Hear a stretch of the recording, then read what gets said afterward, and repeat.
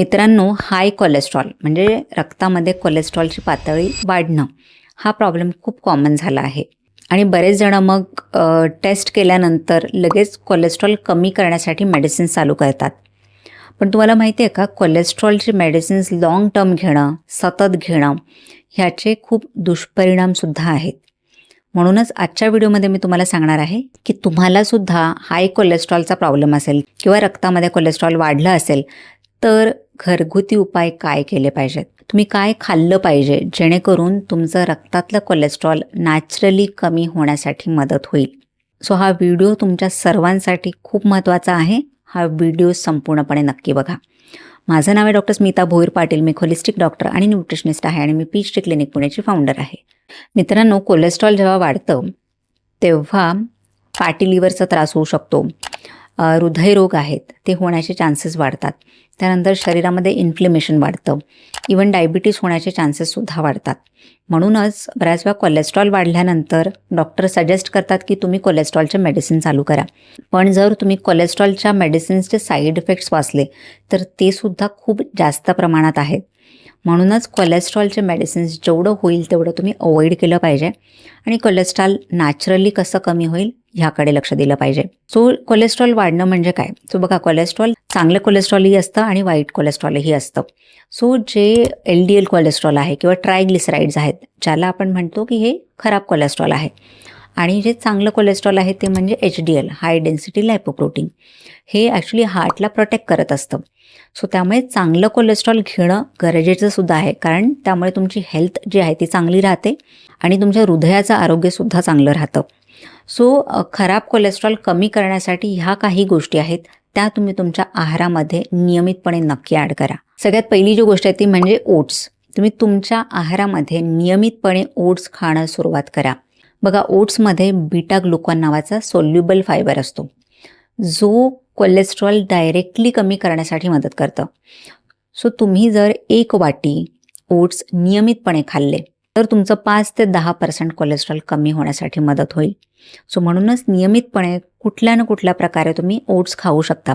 So ओट्सचे चिले बनवून खाऊ शकता किंवा ओट्सचे डोसे बनवून खाऊ शकता किंवा ओट्सचा उपमा बनवू शकता किंवा ओट्सची पावडर बनवून तुम्ही जे तुमचे चपाती बनवता किंवा पोळी बनवता, भाकरी बनवता ह्यामध्ये मिक्स करून सुद्धा खाऊ शकता. सो वेगळ्या वेगळ्या प्रकारे जवळजवळ 1 वाटी ओट्स तुम्ही नियमितपणे खायला पाहिजेत.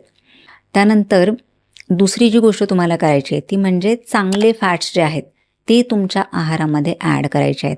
कारण जेव्हा तुम्ही चांगले फॅट्स ॲड करता तेव्हा हृदयाची हेल्थ जी आहे ती चांगली होते आणि त्यासोबतच खराब कोलेस्ट्रॉलसुद्धा कमी होतं.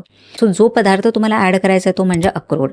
अक्रोडमध्ये अल्फा लिनोलिक ॲसिड हा घटक असतो जो LDL म्हणजे खराब कोलेस्ट्रॉल कमी करण्यासाठी मदत करतं आणि त्यासोबतच जे HDL म्हणजे चांगलं कोलेस्ट्रॉल आहे ते वाढवण्यासाठी मदत करतं.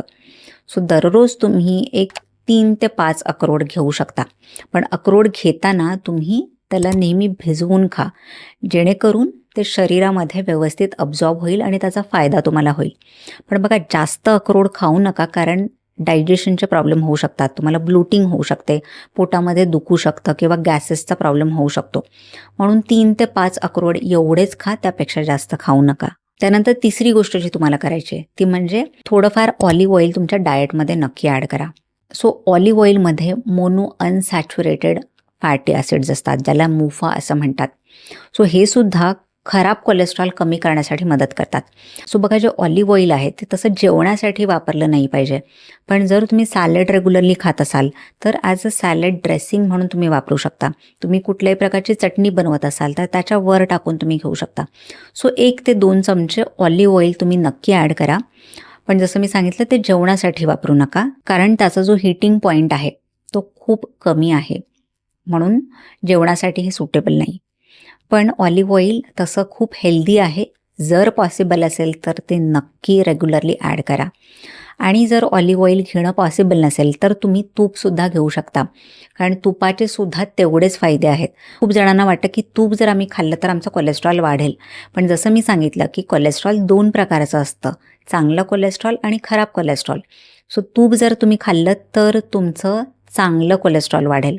त्यामुळे तुम्ही नियमितपणे 2 चमचे तूप नक्की घेऊ शकता. त्यानंतर पुढचा जो पदार्थ आहे तो म्हणजे लसूण. सो लसूण हा सुद्धा कोलेस्ट्रॉल कमी करण्यासाठी खूप फायदेदायक आहे. सो जे दोन्ही खराब कोलेस्ट्रॉल आहेत म्हणजे ट्रायग्लिसराईड्स आणि LDL हे दोन्हीही कमी करण्यासाठी लसूण फायदेदायक असतो. बऱ्याच जणांना पण लसूण कसा खायचा तो माहिती नाही आहे. म्हणजे बरेच जण लसूण जे आहे डायरेक्ट चावून खातात किंवा गोळी जशी खातो तसं पाण्यासोबत घेतात. पण तसं न करता हे जे काही मी तुम्हाला सांगणार आहे तशा प्रकारे तुम्ही लसूण खायला पाहिजे.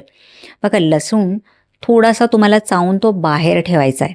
म्हणजे थोडासा तो तोडून किंवा थोडासा ठेचून हा बाहेर ठेवायचा आहे. एक 5 मिनटं तुम्हाला तो कट करून किंवा ठेचून बाहेर ठेवल्यानंतर मग खायचा आहे तुम्हाला. मग तो तुम्ही चावून खाऊ शकता किंवा पाण्यासोबत खाऊ शकता.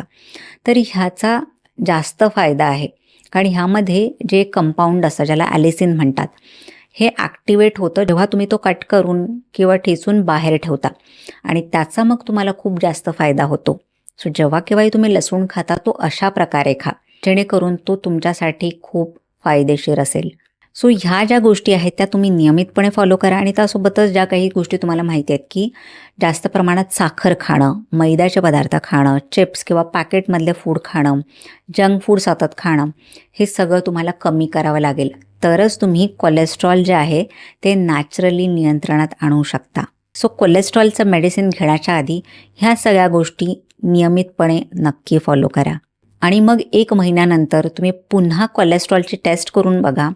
जर कोलेस्ट्रॉल नॅचरली कमी होत असेल तर मेडिसिन घेणं तुम्ही अवॉइड करू शकता.